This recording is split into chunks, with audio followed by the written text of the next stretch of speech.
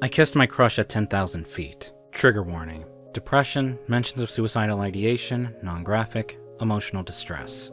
I think I was ready to die.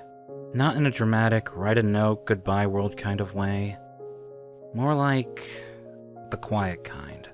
The kind where you're just tired of being alone, of pretending you're fine, of waking up every day hoping something changes and then realizing it won't.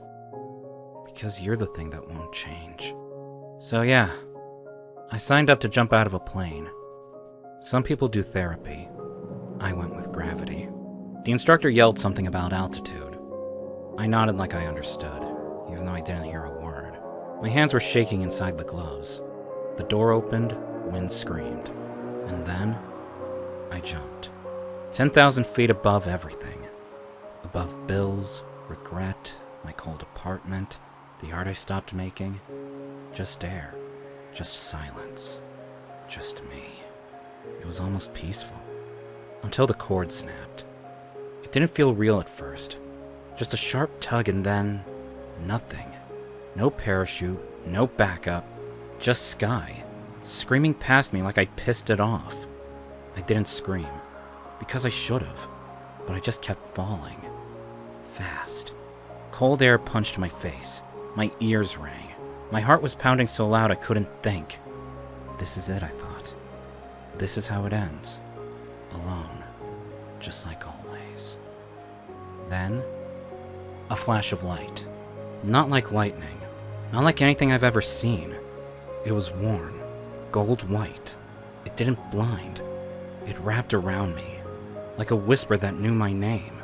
And then, arms. Strong, shaking arms. Catching me midair like some fever dream. I crashed into a chest that wasn't there a second ago. We were still falling, but slower now. Controlled. I looked up, and he was glowing. Wings. Real wings. Huge and white with streaks of silver, stretched white behind him like storm clouds and stars. His eyes were the kind of blue you don't get on Earth. And he was looking at me like I mattered. Like I always had. Got you, he whispered.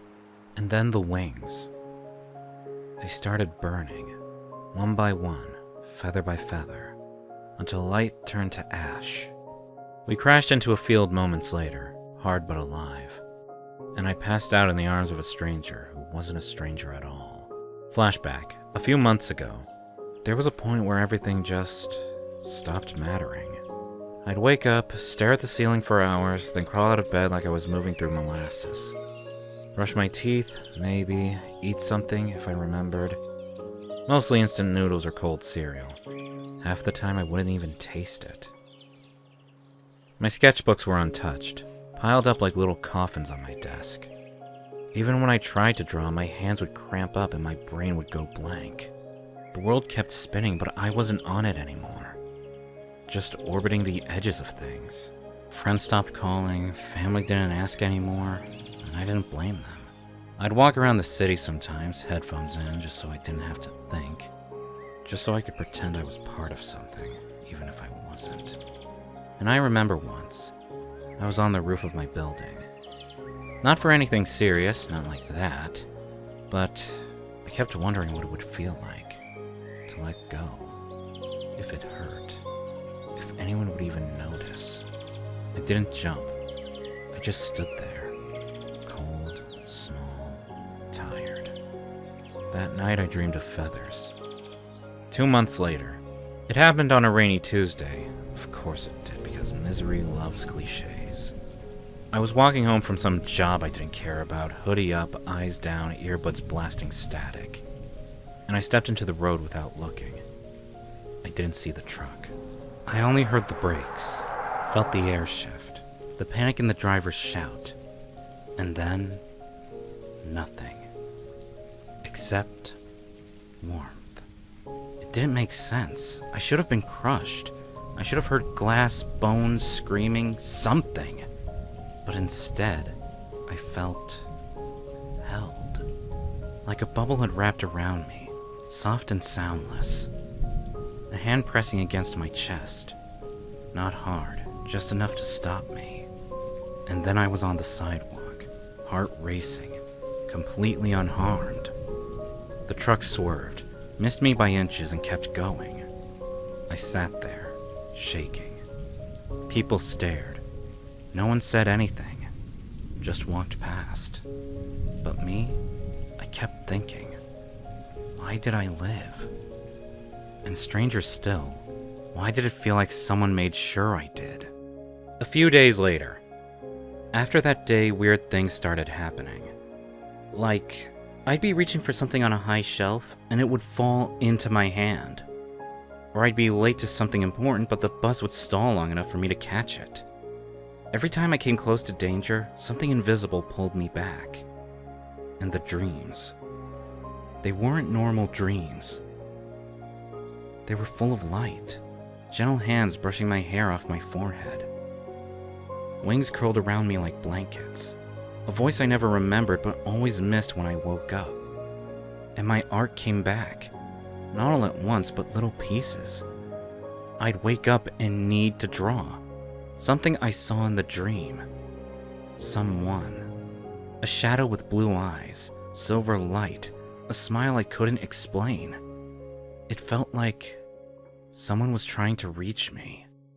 Not loudly, not with signs and thunder. Just small things. Soft things.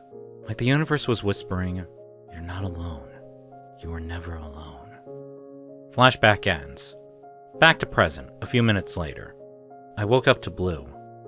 Like, not the sky, not paint. Eyes. Blindingly blue.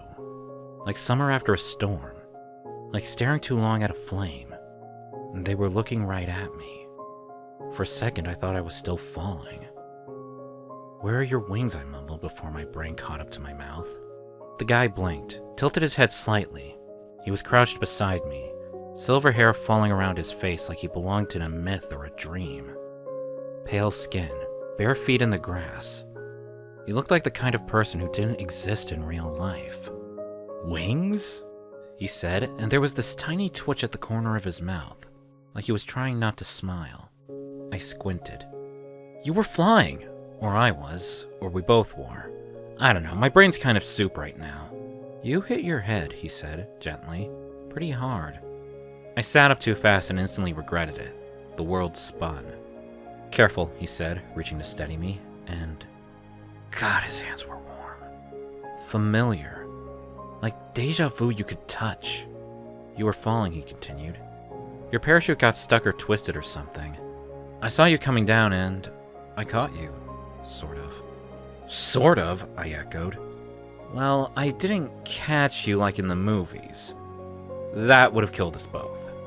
But you hit a soft patch, some muddy slope thing, and I pulled you out. That's all." But that wasn't all. I knew it. I remembered light, feathers, hands that held me midair. "Are you sure you're not an angel?" I asked, squinting at him. He laughed, quiet, breathy, almost startled. "I'm pretty sure." His voice sounded like it was trying to remember how to be human. There was silence after that, just wind through tall grass. The sky stretching overhead, his eyes, still watching me like he knew something I didn't. But for some reason, I didn't want him to leave. "So, do you live around here?" I asked, brushing dirt off my jeans. "Not really," he said, slow. "I'm new." I hesitated. This wasn't like me. I didn't do spontaneous. I didn't invite strangers into my life. But something about him. "I have a guest room," I blurted. "If you need a place to stay. Just for a few nights. As a thank you. For the saving my life thing." He blinked again, looked a little surprised. "Are you sure?" "No." "Yes." And then he smiled. Really smiled. Like he'd been waiting a long time for me to ask. "I'd like that," he said. A few days later, I didn't mean to paint him. I wasn't even trying to paint anything, really. I just picked up the brush. Like my hand moved before it told it to. It was late. He was asleep in the guest room. Or pretending to be. I never really knew with him. I dipped into the blues, the golds, streaked silver across the canvas without knowing why. Hours passed. When I stepped back, my breath caught. It was him, but not the version I'd seen. Not the soft one in sweatpants and damp hair after a shower. No. This one had wings, and his eyes, those same burning blue eyes, were full of grief. I stared at it, heart racing. I'd never seen this version of him, but somehow I knew it. And when I turned, I found him in the doorway, quiet, barefoot, watching me. His eyes flicked to the canvas, then back to me. "You drew me," he said. It wasn't a question, more like he was trying to believe it. I glanced at the painting. Yeah, I had. Not the version of him sitting on my couch every night. No, this was softer, luminous. Like I tried to capture the way he looked when he wasn't looking at anyone. "I guess I did," I murmured. Didn't really think about it. It just came out. He stepped forward slowly, like the floor might fall apart beneath him. "Do I really look like that?" he asked, eyes still fixed on the brushstrokes. "Sometimes," I said, "when you forget to guard your face." He looked at me then, really looked, and for a second I felt like I'd said something I wasn't supposed to say. He smiled, faint and almost sad. "You're kind." "No," I said quietly, "I'm just honest." That made him pause. And then he said, just barely above a whisper, "It's strange, being seen like that." I didn't know what to say, so I just held his gaze. And in the silence, something settled between us. Not truth, not yet. But something close, something waiting. 2 days later, we were walking back from the grocery store when the sky cracked open like it was angry at us. No warning, just thunder.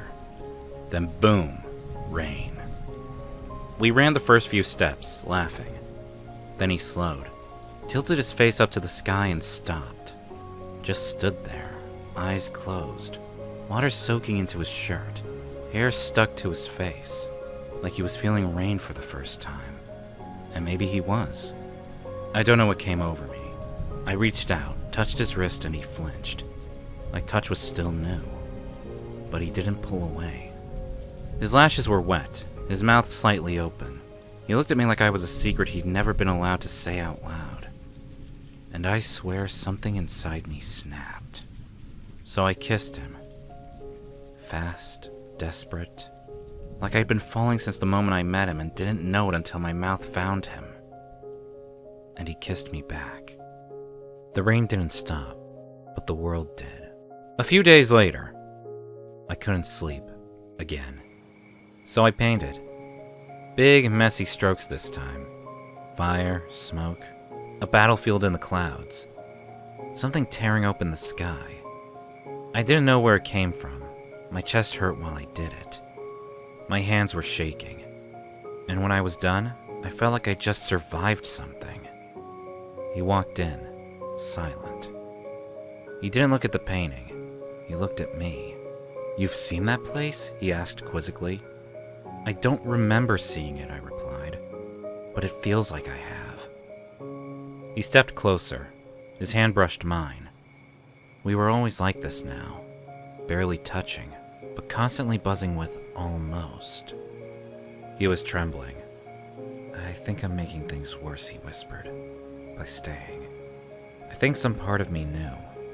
All these new changes in me, these new inspirations, flashes, was because of him. Before I knew it, I had silently accepted it too. No questions asked. And so, I didn't even hesitate. I don't know what you're talking about, but whatever it is, we'll face it together. It wasn't a grand declaration. It was barely a promise. But his breath caught like I'd just handed him something he didn't think he deserved. And for the first time, he let his forehead rest against mine. Like a prayer. Like a surrender. A week later. It was the middle of the night when the lights flickered. Soft hum of the lamp on my desk blinked once, then twice, then went out. I'd been sketching him again. Half-dressed, eyes sleepy, body sprawled across the couch like he finally trusted this world enough to rest. I was halfway through shading his collarbone when the air shifted. Not colder, not louder, just wrong. He shot upright like he'd been shocked. "They found me," he said, voice tight. I didn't ask who, because something in the hallway was moving. Slow and soundless and wrong. A shadow that didn't belong in this world. And it spoke. Gabriel. He flinched when he heard it. And then he moved, put himself between me and the thing in the hall, hands shaking. "Who are they?" I whispered. He didn't answer, just stood there, barely breathing. And God, I don't know why. I said, "You can't take him! He's mine!" Everything stilled.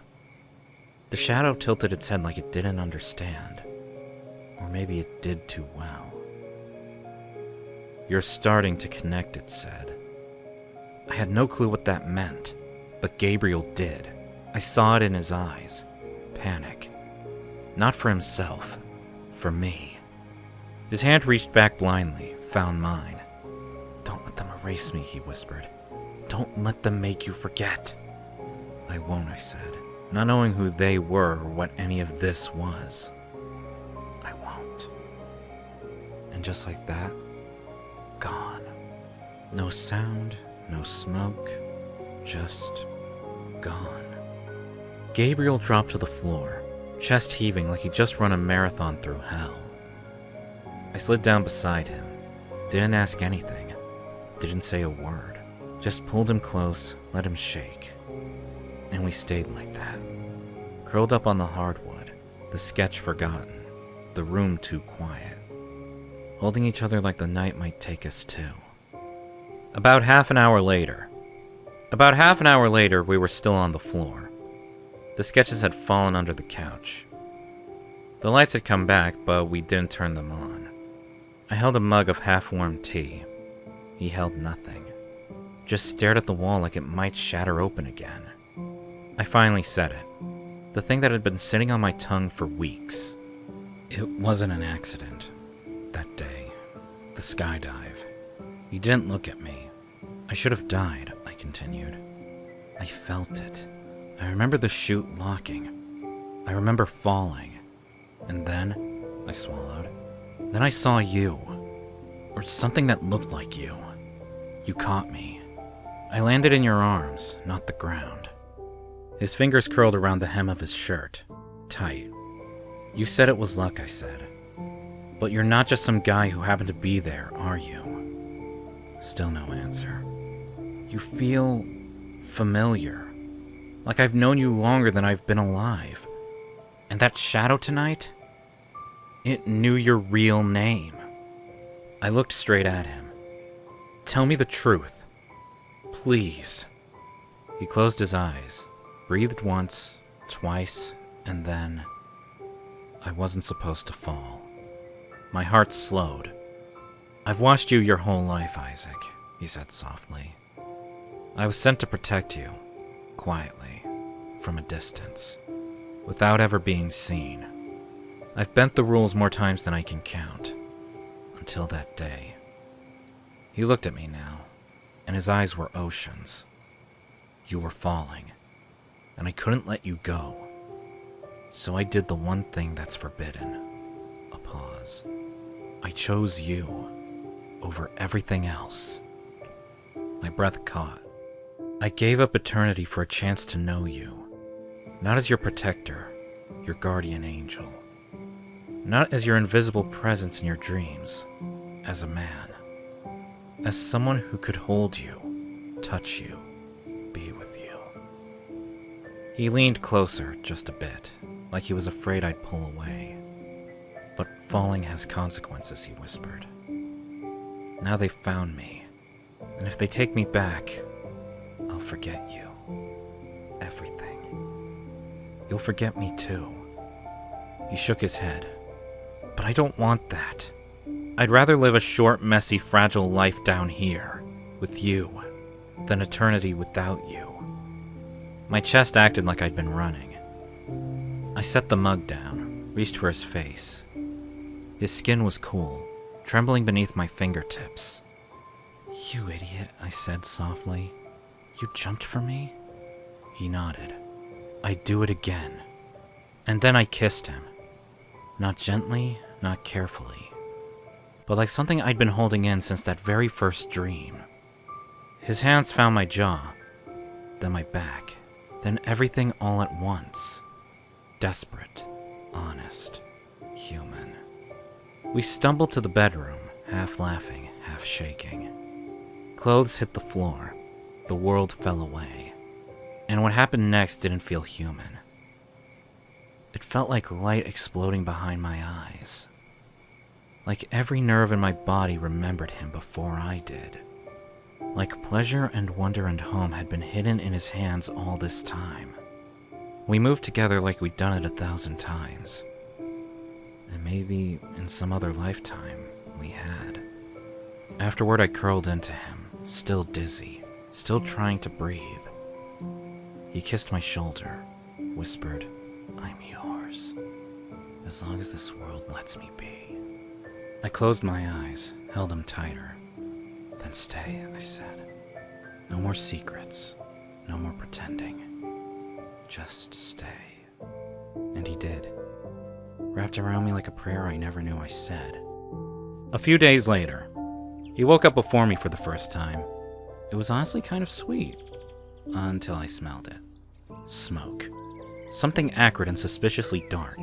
A weird bubbling noise. The sound of a pan clattering against the stove. All very not promising sounds. I found him in the kitchen, shirtless, hair wild, holding a saucepan full of what looked like boiling mud. "Morning," he said very seriously, like he hadn't just murdered breakfast. "I made you coffee." "Is it supposed to look like that?" He blinked. "Isn't this how humans do it? You add hot water to those little black rocks." I choked on a laugh. "You boiled the grounds? Like soup?" His brow furrowed like I deeply insulted his ancient wisdom. I thought I was being efficient. There was smoke curling out of the toaster, too.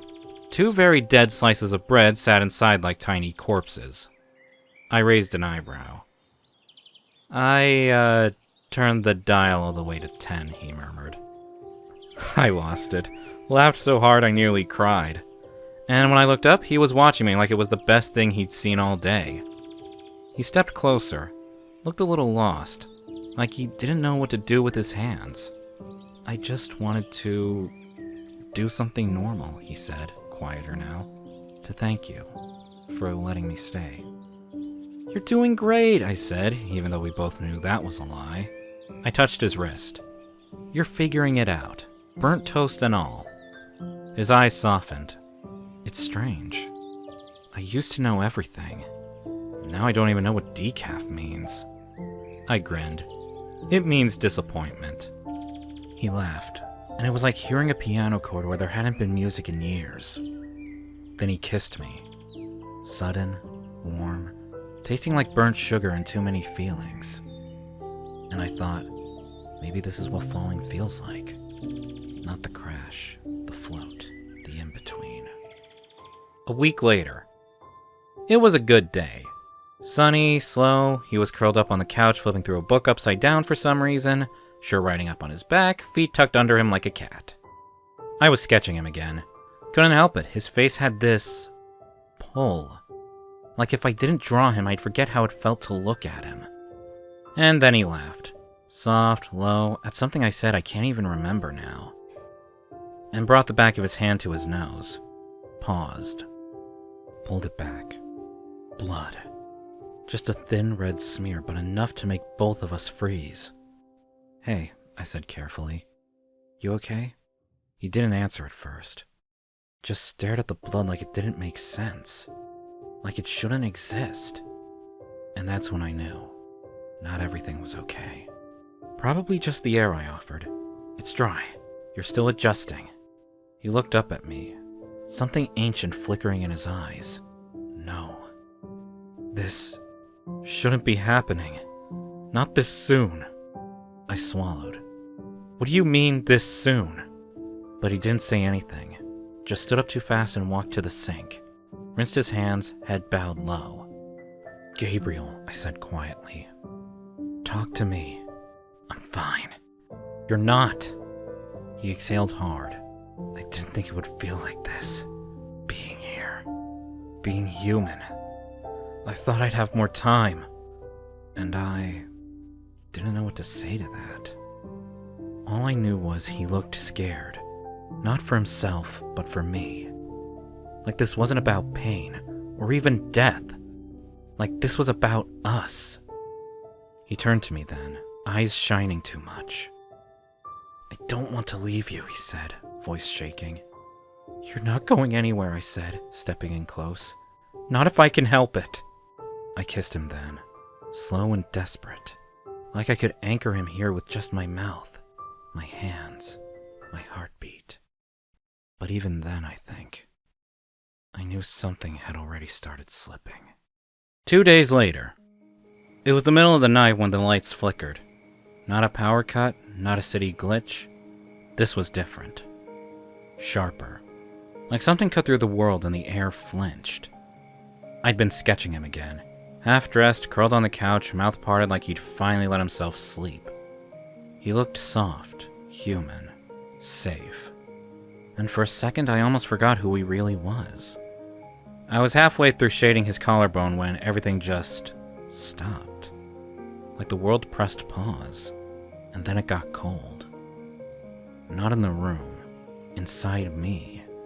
That quiet, gut-deep kind of cold that doesn't come from wind or temperature. The kind that means something bad is here.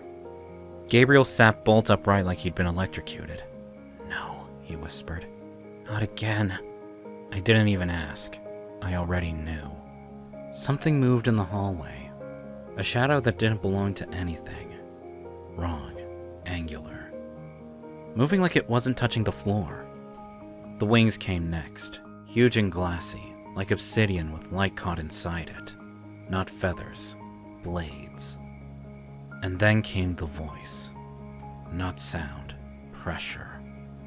A thought pushed into your head too loud to ignore. Gabriel. He flinched. Like last time, but worse. Because this time he didn't step forward. He stepped back. Toward me. Like he already knew what this was. Judgment. The shadow didn't move. It didn't need to. You've refused the first call, it said. Though again, it wasn't said, just given. And now you've bound. Gabriel went still, like stone. Like he didn't dare to breathe. What does that mean, I asked. My voice came out quiet, but steady. What the hell does that mean? The thing tilted its head, curious. You've taken root in the human heart. The bond is mutual. The consequence, shared. Consequence? I repeated, standing up. Gabriel gripped my wrist. Don't, he said. Don't, he said, like I could somehow make it worse. Please. I looked at him, pale, shaking. And then I understood. This wasn't a warning. This was the last visit. You have until the next moonrise, the being said, to return to the heavens, or remain bound to the mortal decay. Choose wisely. And then the being vanished. Just blinked out like it was never there.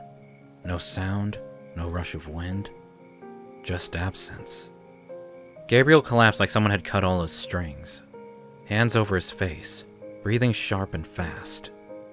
I slid down next to him, pulled his shaking body into mine. I didn't speak. I couldn't. My thoughts were a mess. Questions, fear, anger. But none of it mattered right then. I held him. Because I knew the weight of what had just happened. Because I knew what the next sunrise could mean. Because love like this isn't supposed to exist. And yet, here we are. Still breathing. Still touching. Still choosing each other in the dark. The next morning. It was early, maybe 5 a.m. That weird gray hour before the world makes up its mind to be awake. He stood by the window, shirtless, staring out into the sky like it owed him answers. The light hit his skin like paint, brushstrokes of pale gold and silver pooling in the lines of his collarbone. He looked like a dream I hadn't finished drawing yet. You knew it wasn't just a dream, he said softly, not turning. I know, I said. He finally looked at me. I don't want to go, he said. But I also don't want you to wake up one day and wonder if I'm still real. You're real to me, I said, even before I knew why. He crossed the room in a few steps, took my face in both hands. Looked like he was memorizing me, like he already knew something I didn't. They're going to ask you, he said, not just me. They won't pull me back without your consent. That's the law. I frowned. Wait, what? If you say go, he whispered, I'll go. My heart kicked. And if I say stay, then I stay, and I live, and I die. The slow human way. I looked down. My chest felt too full. That's not fair, I said, voice cracking. That's not a fair choice. He smiled, but it didn't reach his eyes. No, it's love. I stepped back, shaking. What if the only reason you're here is because I was broken enough to need saving? His face fell. What if I was just a reason to fall? My voice barely held. Would you have chosen me if I wasn't like this? I didn't fall because you were broken, Isaac, he said. I fell because you were brilliant. Because even in your darkest moments, you still made beauty. You still hoped. You still created. And you never knew I was there. I swallowed hard. Then tell me why you want to stay. He stepped forward, hands trembling. Because I like the way you drink orange juice straight from the carton. Because you make this ridiculous humming sound when you're focused. Because you say my name like it means something. Because when I look at you, I remember what it means to want something so badly it hurts. And that's when I kissed him. Not out of need, but choice. Full, aching choice. And when he kissed back, it was like nothing I'd ever felt. Like light, like memory, like falling, but without the fear. We ended up tangled in the sheets an hour later, breathless, laughing, clinging to each other like the world was ending. Because maybe, in a way, it was. But if it did, I'd go down knowing this. He didn't fall for me. He chose me. A few days later, some days I'd catch him looking at me like he was counting seconds. Not in a romantic way, in a panicked way. Like he knew exactly how many were left, and he was trying to memorize me before they ran out. And I could feel it too. In the way his body ached more lately, in how sunlight seemed to burn instead of warm. In the quiet gasps he tried to hide when he thought I wasn't listening. Your hands are shaking, I whispered one morning as he made coffee, the mug rattling in his grip. I'm fine, he said. He wasn't. The more he stayed, the more human he became. And with it came pain, exhaustion, limit. He was falling in love with this world, with me. But the world was punishing him for it. Stealing his light, minute by minute. He didn't glow anymore, not like before. He looked mortal, still beautiful, but breakable. And I hated it.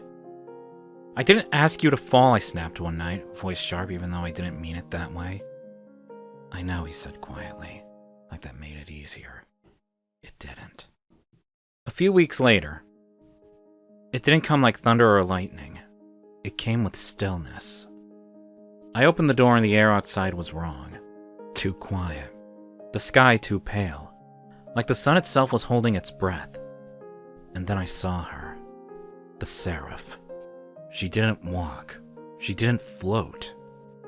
She just was. All light and shadow and a face too perfect to understand. Not beautiful, not terrible.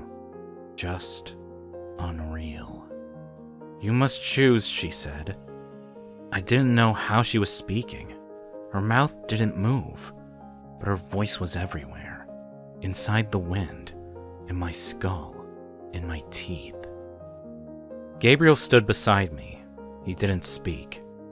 He just waited for me. Choose what, I asked, even though I already knew. Return him, she said, to forget, to live. Or keep him, she said, and die together. My throat locked. What happens if I say yes? He becomes fully mortal. He lives as you do. And when your bones rot, so will his. He will never touch heaven again. And if I say no, you will forget. He will forget. Your paths will never cross again. I looked at him. He didn't plead. He didn't beg. He just watched me, eyes wide and wet and terrified. Please, I said to her, I just need to talk to him. No. You were given 2 chances. You shall choose now.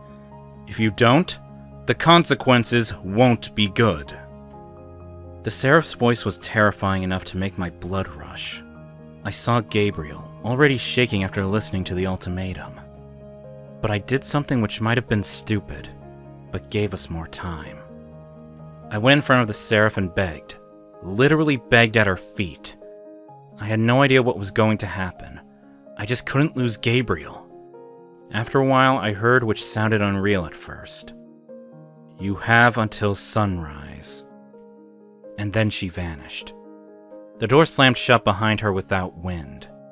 A few hours later, we sat on the floor for hours after that, quiet, wrapped in a blanket like it could shield us from the cosmos.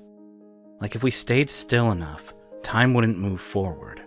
The decision wouldn't have to be made. I don't want to decide this, I said finally, staring at his chest rising and falling beneath the blanket. I don't want to play God. You're not, he said softly. You're just choosing love or letting it go. I shook my head. But what if I'm not enough? What if I was just a soft place to land? What if all this, everything we are, was just because I needed saving? Because you saw someone falling and couldn't help yourself? His eyes flinched like I'd hit him. Isaac. No, I said, my voice catching. You're an angel. You belong to something holy. You had eternity, and I'm just me. Some guy who burns toast and forgets to water his plants. How could I ask you to give all that up? To suffer and grow old and die just for this? My chest ached. I can't be the reason you fall. I can't be the thing you lose heaven for. He touched my face gently. You're not the reason I fell, he said. You're the reason I stayed. I blinked, breath stuttering. But you have to want to, I said, quieter now. You have to stay for the burnt toast, for the mornings I drool on your arm, for the nights I can't sleep and need you to read to me out loud like a child. Not for the drama, not for the fall, not for me to be saved. He didn't speak right away. He just stared at me like I was the most beautiful and tragic thing he'd ever seen. Then finally, he whispered, I want all of that, and you. Silence stretched, and then, still trembling, I breathed, then stay. Not because you fell, stay because you want to. He didn't say anything.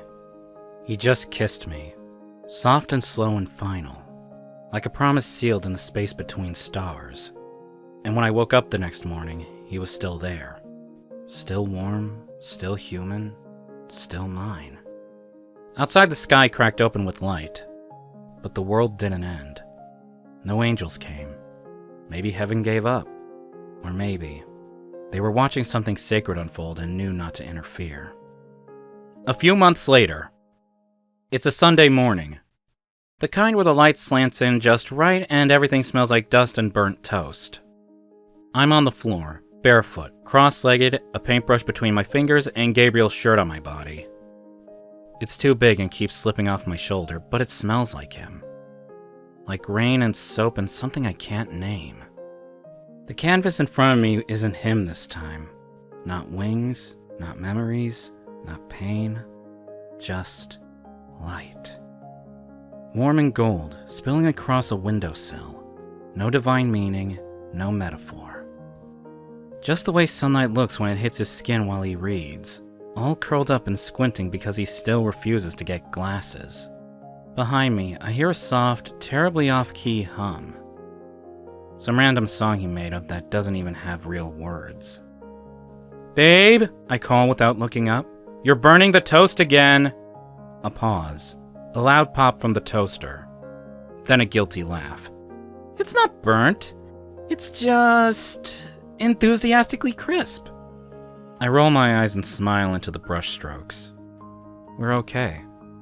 We're not immortal. We're not perfect. Some days he wakes up aching.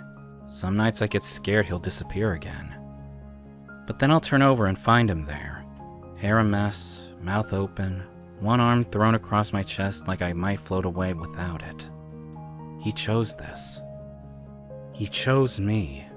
Not because I was broken, not because he felt obligated to save me, but because I make him laugh. Because he likes the way I burn his toast too. Because we fit. Because love like this, real, stupid, inconvenient, breathtaking love, doesn't need wings. It just needs mornings like this. Paint stains, bad singing, slightly charred bread. I glance over my shoulder and catch him dancing in the kitchen, shaking the toast in triumph like he's conquered breakfast. And God, I love him. I turn back to the canvas, heart full, just light. That's all I need to paint now. That's all we are. And honestly, that's enough. The end. Thanks for watching. Subscribe to become part of our Rainbow Force and consider joining our membership for early access and exclusive content. Stay wholesome!